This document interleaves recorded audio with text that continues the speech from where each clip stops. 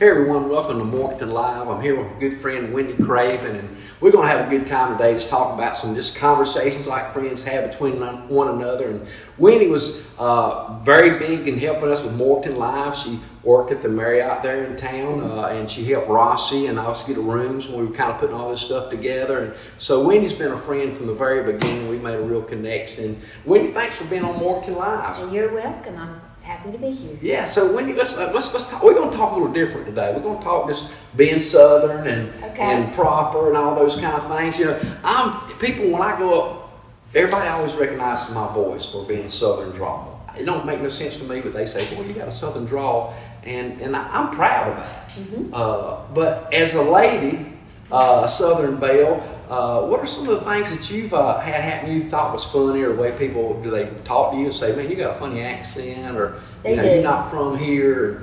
Yes, they do. That's one of the things a lot of times, even at the hotel, they will say, "I love your Southern accent." And I was like, well, mine must be a little bit different from everybody else's around here. Right. Yeah, I do get a lot of comments about that. Well, we stand out when you're Southern. You know, I love that heritage. And, you know, Wendi, you seem like to me, you know, when I first met you, you know, you just, that's what I think of a woman from the South, you know, just a lady that's just always polite, mannerly, and smiling and friendly. I mean, I love that about the South. And you, that's what you remind me of. You remind me of a person of the South, the way it's supposed to be, and the way you represent yourself and ladies and things like that. Wendi, tell me a little bit about yourself, some of the things that, you know, about, are you from Morganton, or, you know, just kind of give me a little background on you. I grew up in Davie County. Davie County. Which is between Statesville and Winston-Salem. Okay. You go down I-40. Right. If you blink, you're going to miss it. But you're going to drive right through it. Yeah. And I grew up at the end of a dirt road. Okay. Back in the woods. Okay. We got a lot in common. There you go. So I am officially a country. You're a real country girl. Yeah. Yes, I am. And the folks that kept me when I was a little girl, Mom and Dad worked. Yeah. They had a farm. Okay. And we had to play outside. Yeah. And we got spankings. Yeah, that's right. Yeah. They still did that back then. They did. And I would ride in the trailer. Yeah. Pull by a tractor. Yeah. And eat watermelon on the back of the trailer. That's good days. And Veda Riddle was her name, and she would make homemade butter. Okay. And they had a cow. Did y'all churn? Yes. Okay. We churned it. Okay. And they had a cow, and so we had fresh milk and a garden.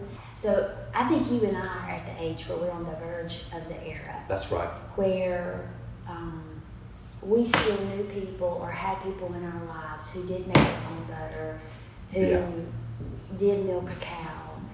Farm. And farmed. Yeah. And had the old ways of doing things. Yes. You know, where when you got up in the morning, you went outside and played all day. Right. You know, that's what we did. That's what we did. Unless it was raining. Right. And if it was raining, we stayed in, and I got to watch Captain Kangaroo. Okay. Yep. I love Captain Kangaroo. Yeah. And you might watch a few shows in the afternoon. Yeah. You didn't stay in front of a TV. No. There was other things to do and get That's into. right. That's right. Sandboxes, man. I got so many great memories on the farm. That's funny you talk about that, because we talked about dogs a minute ago, German Shepherds. Then you're a breed. And I was telling Winnie the German Shepherd I had, old Scooby. You know, he was a Airedale German Shepherd mix, and we go out to farm. You know, we lived in the city with my dad. You know, Mom lived on the farm there, and so we had the farm out there in Rock Hill. And he'd jump out of the truck, man, rats, cats, everything would scatter, you know. And, but you shoot a gun, he's hiding himself. But, you know, the farm life is, it really brings things in perspective. I think a lot of times people forget, you know, the simplicity of things, of playing outside and, you know, wandering the fields. And, you know, my parents said they used to let them go and run. And dear Lord, wonder what they got into. Yeah. Well, I grew up at the end of a dirt road, like I said, in the woods. And so I'm an only child. Yeah. So there was nothing for me to go stomping through the woods. I'd take my dogs with me, and I would walk through the woods, get into the creek, catch crawdads. Right, crawdads. And then sometimes I would ride my bike, Yeah. through the woods. Yeah. But there's something very peaceful about that. Yeah, it is. And I hate that for the children these days, that many of them don't have that peace. Yeah. You can only find it really out in age. Thankfully, we got some of the trails coming and things like that, and bike things like that, where people need to be outside. They sure do. We've got so phone addictive.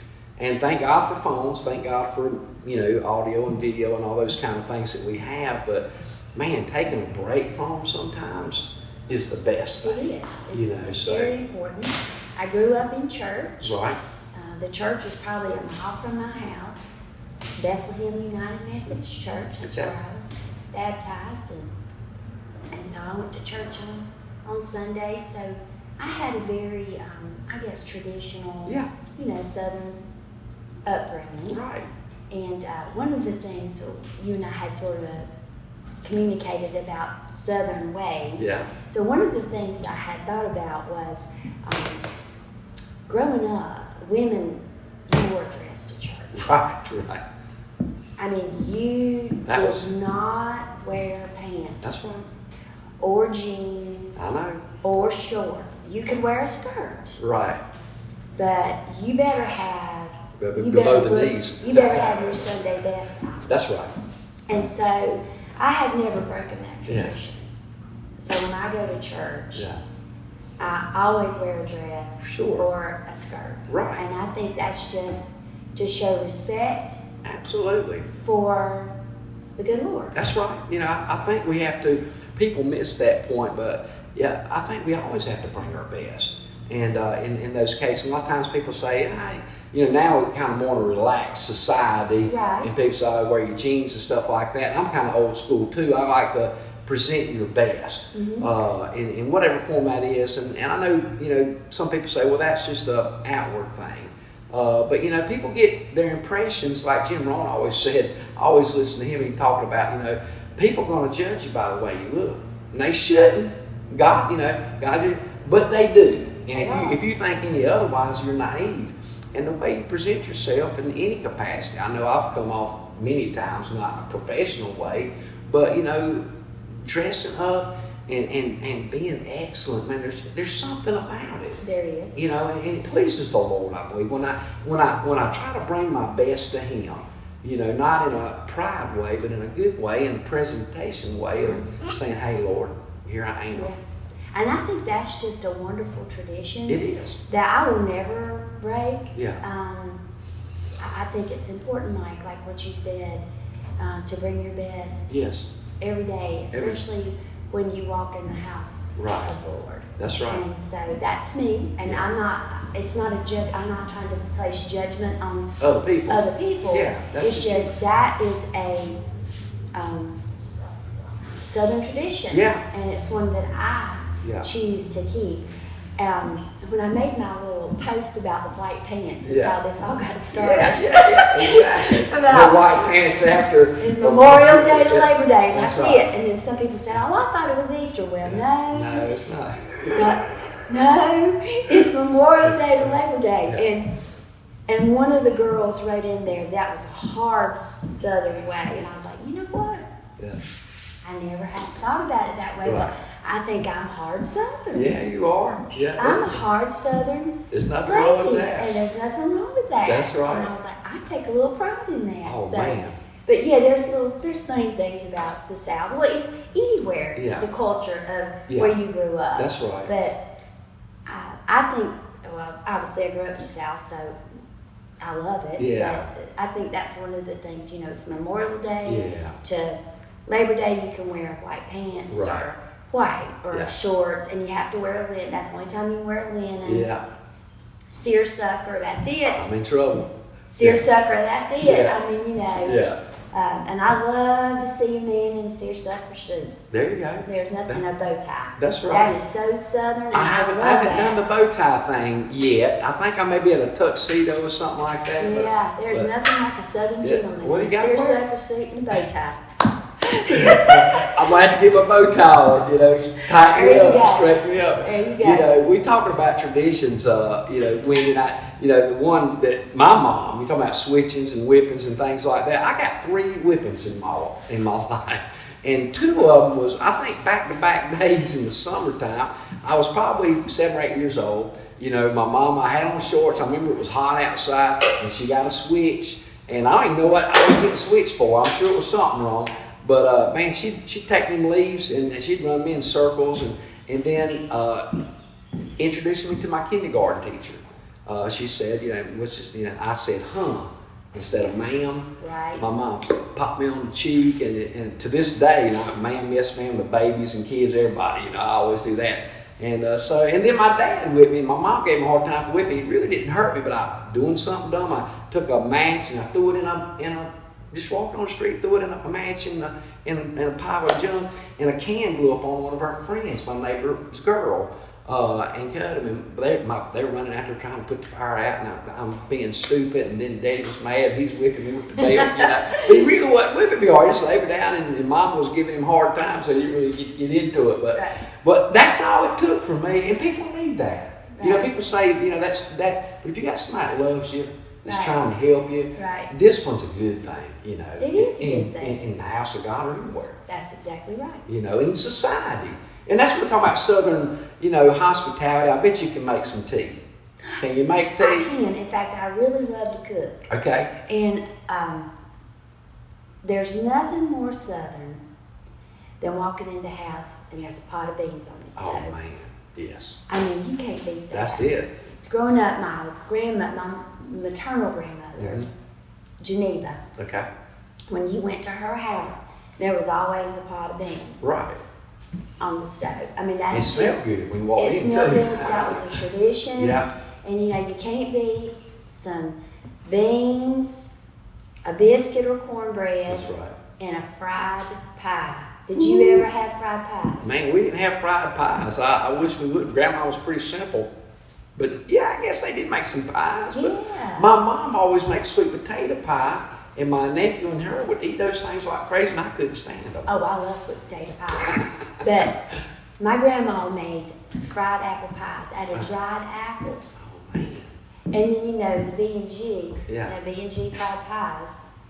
You know what I'm talking about, don't you? I don't know. I probably ate them, but I'm not sure. Is that the brand? Is this like a little So my grandma made, yes. It's like so if you have, all you out there, if you've never had a B&G fried pie. B&G fried pie. You need to try them. It's very Southern. Okay. Yes. Is it something you can buy in the store? Yes. Okay. They have all kinds. Peach was always my favorite. I remember the first time in a convenience store, 7-Eleven, my nephew, who was the same age as me, Tom, we grew up together, but he got one of those pies you buy, and they had chocolate, peach, and apple, and cherry. There you go. See? I bet it was B&G. It might have been B&G. But the first one I ever ate was chocolate filled. Well, not custard, but vanilla, like vanilla, but chocolate. Right. And man, if that was a B&G, I was hooked because those were good. It probably was. Yeah. So, but y'all make those fresh. My grandma would make them fresh. She used dried apples. Yeah. So she could make them any time of the year. And right. they were just wonderful. Yeah. Well, Wendy, let's change gears a little bit. Tell me some of the things that you looking forward to seeing here just in our town, in our community. You're tied in a lot of ways and done a lot of different things, even with the school board. We won't get into all those different things. But, like we talked about beginning, you've always just connected, and everybody has to connect. What are some of the things you see for our community that can help us and that you would like to see, one ways that we could be better, in those kind of regards?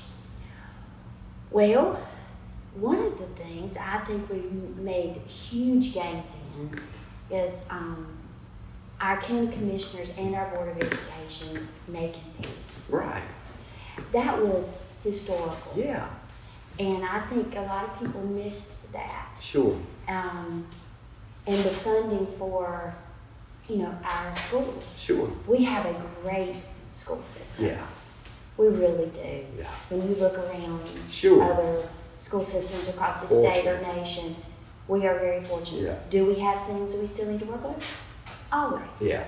Always. We can always be better. Sure. But I think that was just a huge accomplishment. Sure. For our community. Bringing industry back. I see things really picking up. I do too. I live in Valdez. Yeah.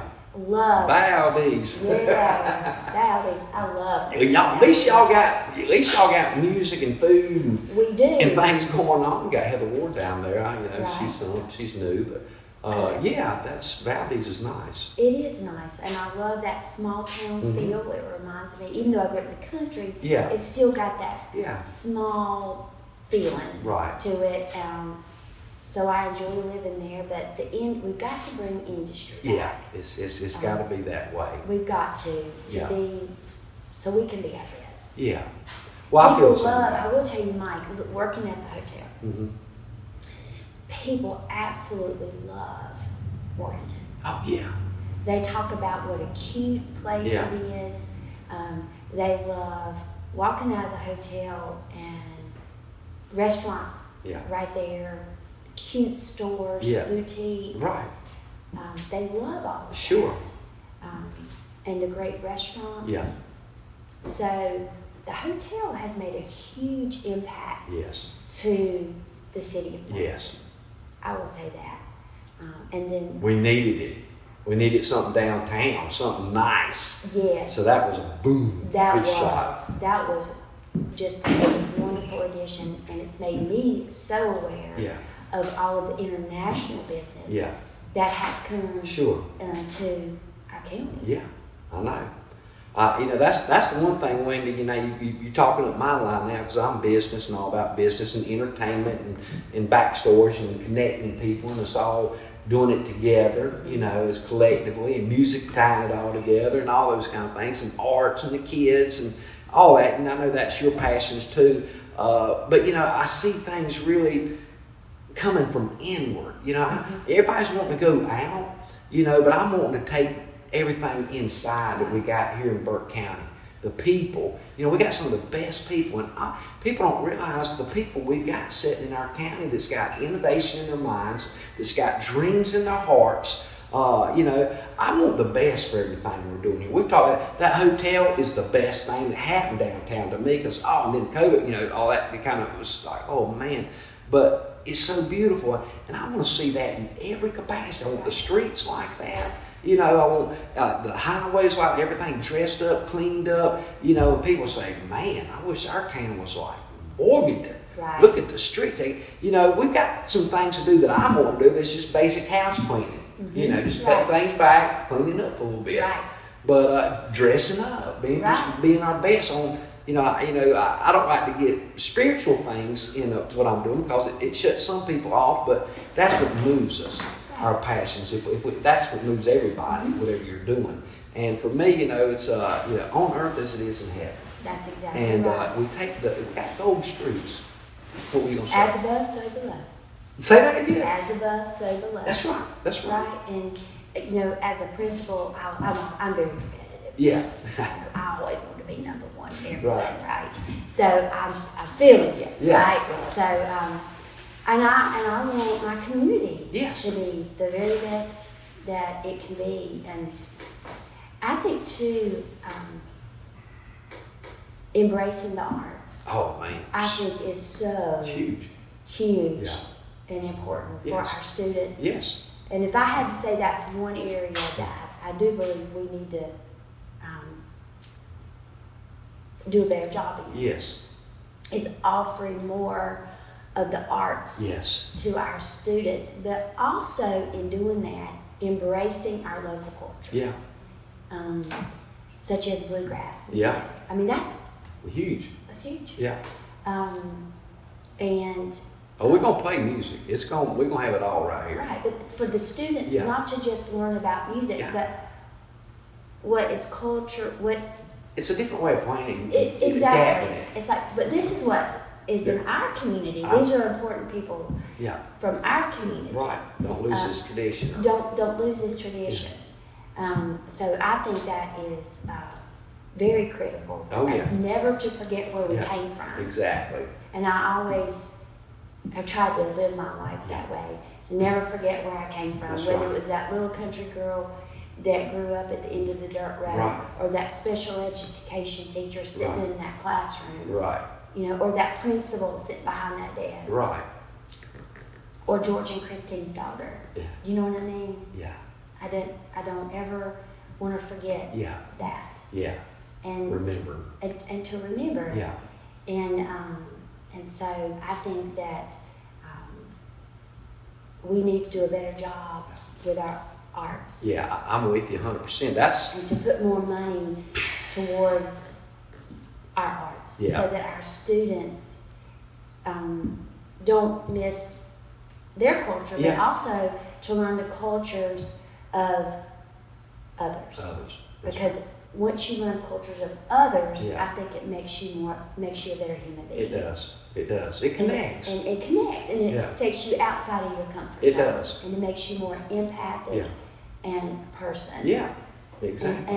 And again, not to get into the spiritual part of it, but if I'm a Christian, to be more of a Christian. Yeah, exactly. We talked about this earlier too. It's funny. We feel this is a pretty God-fearing community. It is. And the South in general is the Bible Belt. It is. Know, so a lot of times we can lead.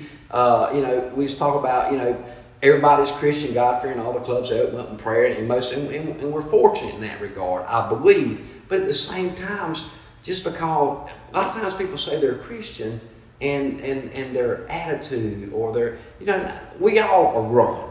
We all growing. But for me personally, when Christ came into my heart, it changed me. And I'm very tender, and you want the gifts of the Spirit. You want the fruit of the Spirit, love, joy, and peace to be coming out of you. Mm-hmm. And when you say that you're praying, and then you can curse your brother or have a divide with somebody, there's some discipline there. Right. And I now I'm at a point where I kind of call people out on it. I don't play no games with religion or politics. I'm all about the person. Right. And the best for everybody. And so that takes some discipline to do that. And it's funny you said calling out people, because one of the other things that I had thought about is in the South, especially with a Southern Belle, they can tell you off and you don't even realize you've been told off. That's right. That's right. And I want to embrace my Southernness. Me too. I like all the Southern Belles, and I like the South. I love who we are. I love that we represent God in the most part, even though that can be divisive. But I think, at least we're starting there. I think most people around the world, that's why I like doing these backstories and stuff like this and talking to people, Wendi. So a lot of times that flight, I'm going to get him. People, they can connect when you just are civil. Right. You just sit down and break bread with somebody. Right. People forget that sometimes. I think that's so important that we eat meals together. That's a lost tradition. We're so busy. It really is.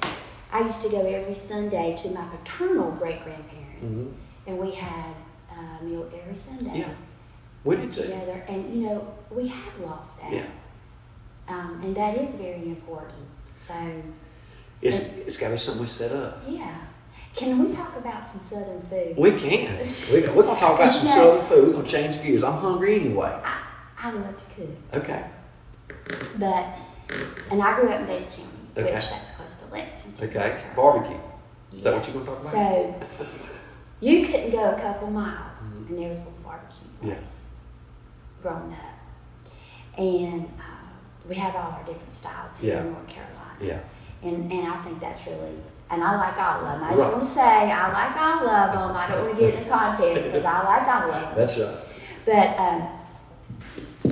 we had a group of doctors come to the board about our smoker we bought. Okay. Okay.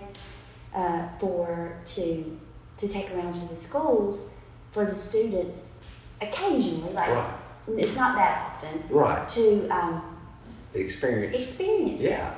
And then also for our foods classes to learn how to to use a smoker. It's like the first in North Carolina, okay? I was proud of it. No doubt. Right. Again, it is a cultural piece, right? Right. It's our culture. It's our culture. You know, North Carolina, we love our barbecue. We'll smoke anything. That's right. A fish, a pig, that's it, a cow. That's right. You know, an oyster. Yeah, there we go. You know, whatever. We'll smoke it. That's right. And we love it. That's right. And so they came down from, I can't even remember, Washington. I don't remember. Yeah. Anyway, blessing to us because we had our smoker. Right. Well, I was the chair at the time. Okay. So, basically, I had something to say about that. You know, that this is North Carolina. That's right. And this is who we are. Right. And not that they were incorrect in what they were saying. I want to give them credit for that. Right. However, might have been the wrong crowd. That's right. you got to speak to the room, right? You got to speak to the room. Well, those boys, they mess around, they can be like green fried tomatoes. I see good barbecue, them girls is No, it's So I was kind of like, wrong crowd. Wrong crowd. Yeah. And so, but I tell you what, I can remember so many memories. They used to 4th of July, they'd cook a whole pig. Oh, yeah. You know, and that was just common. I mean, that's a Southern thing for sure, you know. Oh, yeah, that's what we do. And people all over the nation are loving that. I mean, a lot of times people, you know, just competing on those kind of things. And that's exactly right. that's good stuff. But we love smoked stuff. Yeah, that's right. This is the way to go. That's how it is. Well, Wendi, before we close here, tell me a little bit, you know, tell me a little bit more about, you know, kind of what things that maybe in your future, you know, things that you're wanting to do and plug into more. Maybe some things that you know, like me, I'm jonesing for the music. You know, I can't wait for the music to start happening here in town and having a place where people can really do the videos and play music and offer those kind of things. What's some of your hobbies that you really like doing? I know you like the cats and the dogs. We love animals, but I foster cats. Okay. And I foster a lot of cats. Right. And I enjoy doing that. And I love to cook, like I've said. But my passion, my whole life, my passion has been education. Yeah. And trying to be a change agent for children. And you have. And I have tried really hard to do that. You've sown a lot of seeds and touched a lot of people. I've tried to do that in my career. And I serve on the North Carolina School Board's Board of Directors. And that will end at the end of this 2024, as well as my tenure on the school board will end. And you know, God closed that door. Seasons. There's seasons in our life, and God closed that door, and that's how I see it. Yeah. But I know that God has another purpose for me. Exactly. I'm excited. And I also know that it will be for children. That's right. Whatever it is. Yeah, I'm because with you. that's what I love more than anything. Yeah. And I have a big heart for special needs children. That's how I started. Right. So, whatever it is, it's gonna be awesome. it'll be awesome. Yeah, it will. Because God's gonna make sure it is. That's right. He knows how passionate I am and how much I love my community and how much I love children. Yeah, I think it's awesome, Wendi, and I think we all feel like that here at More to Live, all we're doing, and our team too. And for the kids, I'm all about the kids, and everybody's talking about us growing up dysfunctionals, you know, and we got options we can do. That's exactly But the right. next generation and the kids, I want to see something here for them. I don't want them to go to Hickory. I don't want them to go to Asheville. I don't want to go nowhere, Wendi. I want to stay home. And I want to say, I ain't going nowhere. We got everything here. That's right. You know, and it's going to take passionate people like you and me and our community love our kids. All people love their kids, and you know that's one thing that's on my heart more than anything. Is Luke 1:17 hit me hard talking about the Bible. You know, it's talking about the spirit of Elijah was on John the Baptist, and but the first thing that it said that it's going to return the fathers back to the children. Right. We always think all these miracles and things, but it's really the children. It is. And, you know, when you can return the father's heart to the children, because we get so abstinent We do. sometimes, or we get, you know, we all have our ways, and but the real thing is our eternity. Our eternity. And that's what I live for. Building the city and building each other up is important because our life is so short. And what are we really living for? For me, it's music, it's for our children, it's the next generation, and helping our community be the best it can be. And that starts with that. It does. And it starts in the hearts of our children. That's right. And, people get upset when we talk about teaching children how to behave correctly, how not to bully. They take that and they twist it and turn it. But really, you know what, a good Southern woman can teach Jesus in the heart of a child. Yeah. Nobody knows that's what she's doing. That's right. That's right. There's ways. And until we bring Jesus back into the hearts. Yeah.